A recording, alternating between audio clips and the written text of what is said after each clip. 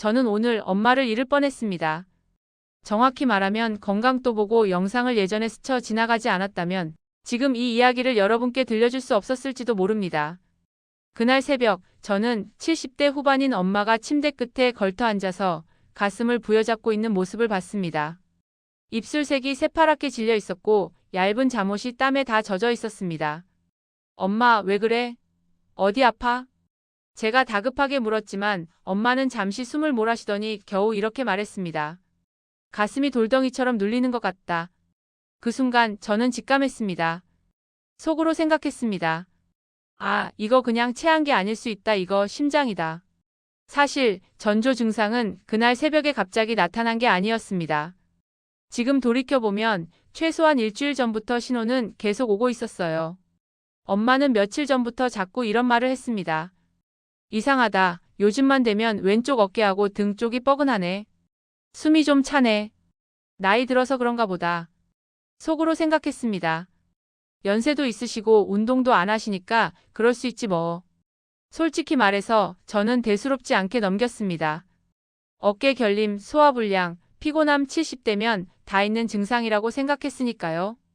그러던 어느 날 저녁 식탁에서 엄마가 젓가락을 내려놓더니 웃으면서 이렇게 말했습니다. 야, 나 요즘 이상해. 밥 먹고 나면 명치 쪽이 답답하면서 속이 더부룩하고 왼쪽 턱 관절까지 뻐근해. 근데 소화제 먹으면 좀 나아지더라. 저는 그때도 그냥 웃으면서 대답했습니다. 엄마, 씹는 습관이 바뀌었나 보지. 천천히 드세요. 그런데 엄마가 한마디를 더 덧붙였습니다. 근데 말이야, 계단만 한층 올라가도 요즘은 숨이 차. 전에는 안 그랬는데. 그 말이 제 가슴에 약간 걸렸습니다. 속으로 생각했습니다. 계단 한 층에 숨이 찬다고? 예전엔 시장도 걸어 다니시던 분인데 이건 좀 이상한데. 하지만 그때 저는 그냥 나이 탓으로 돌려버렸습니다. 그리고 그게 나중에 얼마나 큰 후회로 돌아올지 그때는 몰랐습니다. 그런데 그 작은 이상 신호들이 전부 심근경색이 다가오고 있다는 경고등이었다는 걸 저는 아주 나중에야 알게 됩니다. 문제는 그날 저녁부터 조금씩 심해지기 시작했습니다. 엄마는 TV를 보다가 갑자기 가슴을 쓸어내리며 이렇게 말했습니다. 이상하게 요즘은 왼쪽 가슴 쪽이 쿡쿡 찌르듯이 아플 때가 있어. 그러면서 웃으면서 덧붙였습니다. 아이고, 나도 이제 나이 들었나 보다. 심장도 하는 수 없이 늙나 많이. 저는 애써 가볍게 넘겼습니다. 엄마, 내일 병원 한번 가보자요. 내일은 내가 모셔다 드릴게요. 그런데 그 내일이 오기 전에 일이 터졌습니다. 새벽 4시 반쯤이었습니다. 어딘가에서 작은 신음소리가 들리는 것 같아 눈을 떴습니다. 엄마 방문을 열었을 때 저는 지금도 잊을 수 없는 장면을 봤습니다. 엄마가 상반신을 약간 앞으로 숙인 채 오른손으로 가슴 중앙을, 왼손으로는 침대 모서리를 꽉 붙들고 있는 모습이었습니다. 숨소리가 아주 짧고 거칠게 끊어져 나왔습니다. 엄마, 어디가 아파요? 엄마는 간신히 말했습니다. 명치하고 가슴이 쥐어짜는 것처럼 아프다, 등까지 다 아프다, 왼쪽 팔도 저릿저릿해. 그 말을 듣는 순간 제 머릿속에 어떤 단어가 번개처럼 스쳤습니다. 심근경색 전조 증상. 전에도 건강 영상을 만들면서 심근경색 이야기를 여러 번 접한 적이 있었습니다. 특히 건강도 보고 채널에서 다루던 내용 중에 이런 문장이 있었어요. 가슴 중앙이 짓누르듯 아프고 왼쪽, 팔어깨턱 등으로 퍼지는 통증이 있다면 단순한 체기가 아닐 수 있습니다. 그 문장이 마치 제 머리를 세게 후려친 것 같았습니다. 속으로 생각했습니다. 아, 지금 이거구나. 이게 그냥 체한 게 아니구나. 지금 이 시간에 이 증상에 내가 망설이면 엄마를 잃을 수도 있겠다. 그 순간 저는 하나도 망설이지 않고 119에 전화를 걸었습니다. 손이 덜덜 떨려서 휴대폰이 잘 잡히지도 않았습니다. 엄마, 조금만 참아요. 숨 크게 쉬어봐요. 괜찮아, 지금 전화할게요. 하지만 엄마는 고개를 옆으로 저으며 이렇게 말했습니다. 야, 괜찮다. 그냥 소화 안 되는 것 같아. 괜히 새벽에 응급실 가서 민폐 끼치지 말자. 그 말을 듣는 순간 저는 더 무서워졌습니다. 심근경색 전조 증상을 공부하면서 가장 많이 들었던 문장이 떠올랐기 때문입니다. 심근경색 환자의 상당수는 이 정도 가지고 무슨 병원이냐며 스스로 대수롭지 않게 여긴다. 엄마가 그대로 그 한 문장 속 사람이 되어 있었습니다. 속으로 생각했습니다. 지금 엄마 말대로 두면 진짜 큰일 난다. 내가 강하게 끌고 가야 한다. 나중에 미안해도 지금은 무조건 병원이다. 저는 엄마에게 단호하게 말했습니다. 엄마, 미안한데 지금은 제 말이 무조건 맞아요. 이건 그냥 소화불량이 아니에요. 심장이에요. 저 이거 영상으로도 많이 공부했단 말이에요. 지금 바로 119 부를 거예요. 손가락이 떨리는 채로 119를 눌렀고 벨소리가 길게 느껴지는 순간 가슴이 미친 듯이 뛰었습니다. 여보세요, 어디신가요? 저는 최대한 침착하려고 했지만 떨리는 목소리를 숨기지 못했습니다. 여기 70대 후반 여성인데요.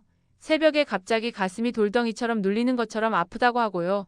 왼쪽 팔이 저리고 등에 통증이 퍼지고 식은땀을 많이 흘려요. 숨도 많이 차고요. 심장 관련 문제 같아서요. 전화기 너머에서 들려오는 대원의 목소리가 잠시 진지해졌습니다. 지금 바로 출동하겠습니다. 환자분은 눕히지 말고 상반신을 약간 세운 상태로 안정을 취하게 해주세요. 계단이 있다면 저희가 직접 들것을 가지고 올라갈 테니 움직임을 최소화해 주세요. 그 말을 듣는 순간 제 심장은 더 빨리 뛰기 시작했습니다. 아, 정말 심각한 상황일 수도 있구나. 119 대원이 도착하기까지 불과 78분이었지만 제게는 1시간처럼 느껴졌습니다. 엄마는 계속 가슴을 쥐고 있었고 머리에는 식은땀이 송골송골 맺혀 있었습니다. 대원이 도착해 바로 혈압을 재고 심전도 패치를 붙였습니다.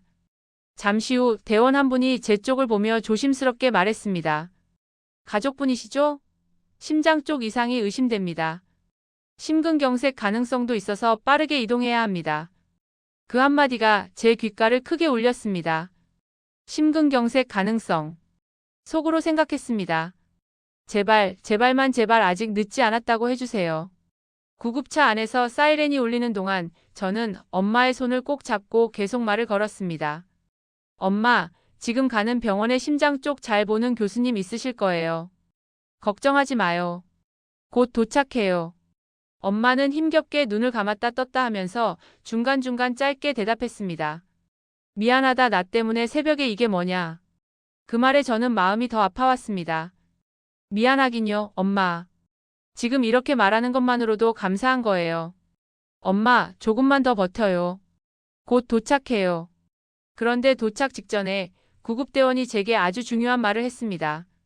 가족분, 나중에 의사 선생님이 설명해 주시겠지만 이런 증상이 있을 때 최대한 빨리 오신 게 정말 잘하신 겁니다. 심근경색은 시간 싸움입니다. 1분, 1초라도 아깝거든요. 그 말을 듣는 순간 저는 온몸에 힘이 풀리면서도 한편으로는 소름이 돋았습니다. 조금만 더 참고 내일 아침 동네 내과나 가자고 했다면 엄마는 오늘 아침을 못 맞았을 수도 있다는 뜻일까? 응급실에 도착하자마자 엄마는 바로 심전도 검사와 피검사, 흉부 X-레이, 그리고 심장 초음파 준비까지 동시에 진행됐습니다. 의사 선생님이 모니터를 유심히 보다가 제 쪽을 돌아보며 말했습니다. 가족분, 지금 어머니 상태는 심근 허열, 그러니까 심장 근육에 피가 충분히 가지 못하는 상태로 보입니다. 심근경색으로 진행될 위험이 매우 높았던 상황입니다. 심하게 말하면 조금만 더 늦었으면 아주 위험할 수도 있었습니다. 그 말을 듣는 순간 심장이 쿵 내려앉았습니다. 속으로 생각했습니다. 조금만 더 늦었으면 그게 무슨 뜻인지 굳이 설명 안 해도 알 것 같았다. 의사 선생님은 계속해서 설명했습니다. 며칠 전부터 가슴 통증, 명치 답답함, 소화불량 증상, 계단 오를 때 숨이 차는 느낌, 왼쪽 어깨 팔등 통증 같은 게 반복되지 않았나요? 저는 그대로 얼어붙은 듯 고개를 끄덕였습니다. 네, 있었어요. 근데 저희는 그냥 나이 드셔서 소화가 안 되시는 줄. 의사 선생님은 고개를 살짝 저으며 단호하게 말했습니다. 심근경색 전조 증상이었습니다. 특히 70대 여성 환자분들은 가슴이 찢어질 듯한 통증이 아니라 소화불량이나 등 통증처럼 애매하게 느껴져서 더 위험합니다. 설마 심장일까? 라고 생각 못하고 넘어가시거든요. 저는 그 말에 온몸이 서늘해졌습니다. 가슴이 아프지 않아도 심장병일 수 있다. 단순 소화불량처럼 느껴지는 심근경색. 영상 만들면서 수없이 보던 문장들이 그 순간 모두 엄마 얼굴 위로 겹쳐 보였습니다. 검사 결과를 기다리던 동안 저는 의사 선생님께 물었습니다. 선생님, 저희가 오늘 새벽에 바로 119를 부른 게 정말 도움이 된 건가요? 의사 선생님은 주저없이 고개를 끄덕였습니다. 그럼요. 오늘 오신 시점이 정말 기적 같은 타이밍입니다. 어머니 심전도와 피검사를 보면 심장에 이미 무리가 많이 간 상태였어요. 통증이 더 오래 갔거나 아침까지 버티셨다면 결과를 장담하기 어려웠을 겁니다. 속으로 생각했습니다. 기적이라는 말이 이렇게 무거운 의미로 들릴 줄이야. 의사 선생님은 이어서 중요한 말을 해주셨습니다. 심근경색은 1분, 1초가 심장을 죽이느냐 살리느냐를 결정합니다. 그런데 많은 분들이 이 정도 가지고 무슨 병원이냐고 약 먹고 버티다가 골든타임을 놓쳐버립니다. 오늘처럼 바로 119에 전화하고 응급실로 오신 게 어머니 생명을 지킨 겁니다. 그 말을 듣는 순간 저는 가슴 깊은 곳에서부터 죄책감과 안도감이 동시에 올라왔습니다. 일주일 전부터 신호가 있었는데도 내가 그냥 넘겼구나. 그래도 마지막 순간에라도 그나마 잘한 선택이 하나 있었구나. 그리고 동시에 이런 생각도 들었습니다. 속으로 생각했습니다. 이 얘기를 나 혼자만 알고 지나가면 안 되겠다. 분명히 지금 이 순간에도 우리 엄마처럼 설마 하면서 버티고 있는 70대 부모님들이 어딘가에 있을 거다. 그때 저는 마음속으로 결심했습니다. 이 이야기를 반드시 많은 사람들에게 전하겠다고요. 며칠 뒤 엄마는 중환자실을 지나 일반 병실로 옮겨졌습니다. 얼굴에도 조금씩 혈색이 돌기 시작했고 웃음도 다시 돌아왔습니다. 제가 병실 의자에 앉아 엄마를 바라보고 있는데 엄마가 먼저 말을 꺼냈습니다. 야, 그날 말이야. 내가 나 억지로라도 119 부르지 않았으면 나 지금 여기 없었을지도 모르겠다. 저는 웃으면서 대답했습니다. 엄마, 내가 뭘 했다고 그래요. 엄마가 끝까지 버텨줘서 그렇지. 그런데 엄마가 잠시 창밖을 보더니 조용히 이런 말을 했습니다. 근데 말이다, 그날 새벽에 가슴이 조여오는데 이상하게 내 얼굴이 딱 떠오르더라. 아, 내가 여기서 쓰러지면 쟤는 어떡하나 그 생각이 제일 먼저 들더라. 그 말을 듣는 순간 저는 눈물이 왈칵 쏟아질 뻔했습니다. 속으로 생각했습니다. 이 사람은 마지막 순간까지도 자기 몸 걱정보다 자식 걱정을 먼저 하는구나. 그날 밤 집에 돌아와서도 잠이 오지 않았습니다. 그리고 저는 한 가지를 깨달았습니다. 심근경색 전조 증상은 그냥 몸이 보내는 신호가 아니라 가족에게 보내는 마지막 살려달라는 SOS일 수도 있겠구나. 그래서 이 이야기는 단순히 의학적인 정보가 아니라 한 가족이 간신히 놓치지 않은 기적의 시간에 대한 기록이기도 합니다. 저는 그날 깨달았습니다. 심근경색 전조가 절대 거창하게 오지 않는다는 걸요. 엄마는 며칠 전부터 말했습니다. 속이 더부룩하고 어깨가 뻐근하다. 저는 대수롭지 않게 넘겼죠. 속으로 나이 탓이겠지. 하지만 의사 선생님 말씀은 달랐습니다. 심근경색의 70%는 소화불량처럼 온다. 그 말이 머리를 때렸습니다. 엄마의 작은 불편함들이 모두 신호였던 거죠. 그래서 저는 그날 들은 말을 오늘 그대로 전달하려 합니다. 첫째, 애매한 통증 5분 지속되면 바로 119입니다. 소화제 찾지 마세요. 버텨보자 하지 마세요. 심근경색은 1초가 심장을 살리기도 잃게도 합니다. 속으로 그날 망설였다면 상상도 하기 싫어요. 둘째, 통증이 왔다 사라지면 오히려 더 위험합니다. 명치 묵직함, 왼쪽 어깨턱 등 통증, 계단 한층 올라도 숨이 막히는 느낌, 이런 신호가 반복되면 심장이 이미 SOS 보낸 겁니다. 셋째, 70대 여성은 통증이 더 애매하게 나타납니다. 의사 선생님이 말했습니다. 여성은 소화불량처럼 위장된다. 엄마도 그랬죠. 가슴보다 등과 어깨가 아팠습니다. 그래서 저는 이제 여성의 이상한 소화불량을 믿지 않습니다. 넷째, 119 고민될 때는 부르는 쪽이 정답입니다. 구급대원이 말했습니다. 괜찮은데 불러도 문제 없습니다. 근데 심근경색인데 안 부르면 정말 위험합니다. 그 말이 깊게 남았습니다. 속으로 그날 망설였다면 그리고 저는 조용히 다짐했습니다. 작은 신호라도 절대 놓치지 않겠다. 그리고 이 기적을 다른 가족도 경험하길 바랍니다. 그날 밤 병실 의자에 혼자 앉아 있는데 의사 선생님이 해주신 말들이 계속 머릿속을 때렸습니다. 속으로 이건 단순히 엄마만의 이야기가 아니구나. 누구에게나 올 수 있는 신호였구나. 그래서 저는 그날 들은 내용을 오늘 이 영상을 보고 있는 당신에게 꼭 전달해야 한다고 생각했습니다.